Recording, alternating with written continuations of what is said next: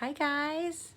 I want to read Little Red Riding Hood to you. Do you know the story of Little Red Riding Hood? Look at her.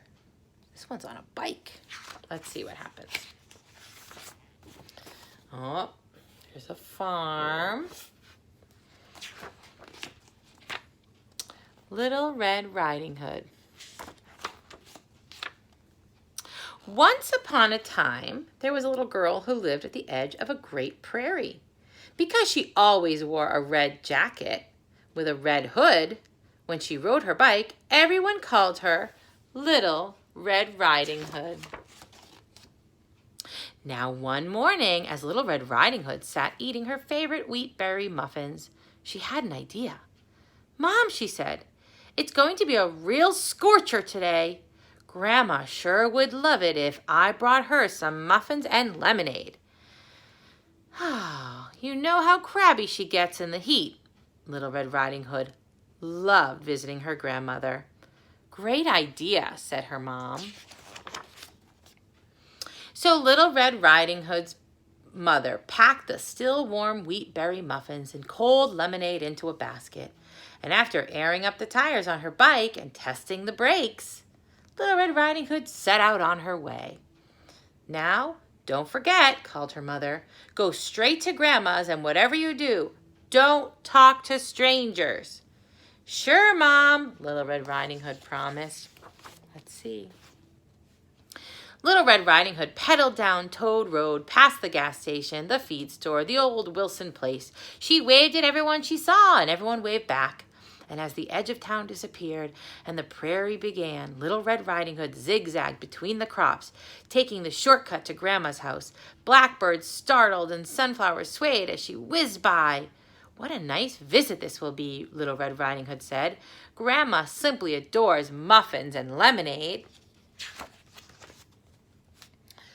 But who should be cutting through that same field and up to no good, I might add, but a very hungry wolf.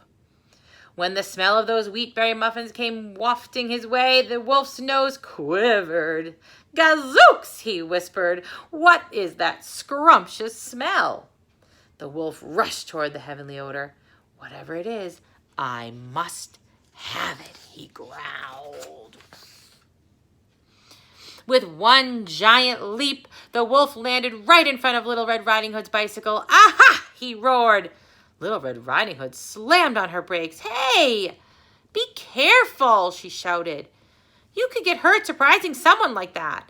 The wolf chuckled at the warning. "What's in the basket, dearie?" he asked with a wide-toothed grin. "Oh, they're muffins and lemonade," Little Red Riding Hood said slowly. "They're for my grandmother?" "But such a tantalizing smell," the wolf drooled. "They must be very special muffins." "Oh, yes, they are," Little Red Riding Hood said proudly. "They're my grandma's secret recipe." The wolf licked his lips. "She must be a dear, sweet woman. Do you have to travel very far?" "Oh, no," Little Red Riding Hood answered. "Just over the ridge, the side of Turkey Creek." The wolf smirked. His mouth curled up at the corners. How fortunate. Uh-oh, she just told him where the grandmother lives. "I have to go," Little Red Riding Hood said. "Grandma's waiting." The wolf turned in the opposite direction and pointed. "Oh," he gasped. "What beautiful flowers. Such a dear, sweet grandmotherly surely deserves some of those." Little Red Riding Hood nodded. "Gee, you're right," she said, jumping off her bike. "Grandma does love flowers. Do you think she'd like these white ones too?" But the whistle of the prairie wind was the only response. The wolf was gone. I think he's tricking her. Let's see. Of course, the wicked wolf had dastardly planned. "Hardy har har," he laughed wildly as he raced through the wheat. "First, I will surprise that little old granny and steal her recipe. Then I wait for the kid in the red jacket to show up with the treats. Soon I'll hold the secret of those delicate muffins, and those two country bumpkins won't know what hit them." His evil chuckles drifted through the field. When the wolf arrived at Grandma's house, he found a note. on the door. Little Red Riding Hood, out in the field, loved Grandma. Huh, he thought, this will be easier than I thought. Grandma, obviously off her rocker, wandering around in the heat, muddled brains are so easy to persuade. The wolf cackled, feeling enormously pleased with his good fortune. But when the wolf searched the fields for Little Red Riding Hood's tottering granny, all he could see was a farmer riding a tractor. Impatiently, he shouted, "Hey, old man, where's the ancient granny who lives in the house?" The farmer, though, seemed to hear nothing. "Very well," the wolf said with a snicker. "I love surprising these people." And he began to silently sneak up behind the tractor. Do you think that's Grandma? I don't know. Then, before the wolf knew what was happening, the farmer whirled around and grabbed him by his fancy suspenders. "Hold it right there, scoundrel," the farmer shouted. "What in tarnation do you think you're doing?" The wolf gasped and stammered, I'm looking for frail, loony Granny who lives in the house." "Well, Sherlock," boomed the farmer, whose grip tightened on the wolf, "you're talking to her." That's the Grandma. The wolf's mouth drooled open and he began to shake. Finally he whispered, "What big eyes you have, Grandma."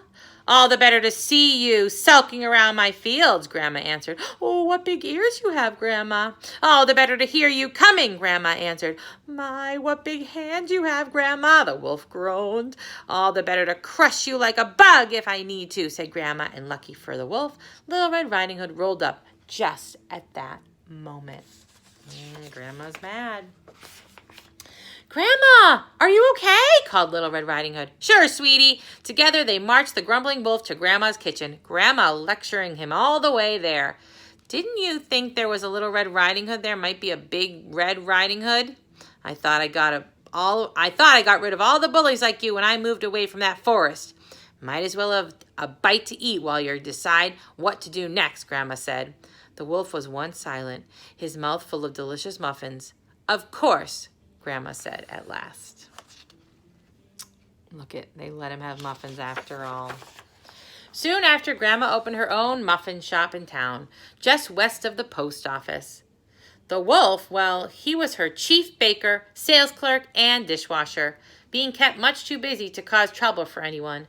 Naturally, the wolf got to eat all the muffins he wanted, which improved his disposition enormously, which made him much happier.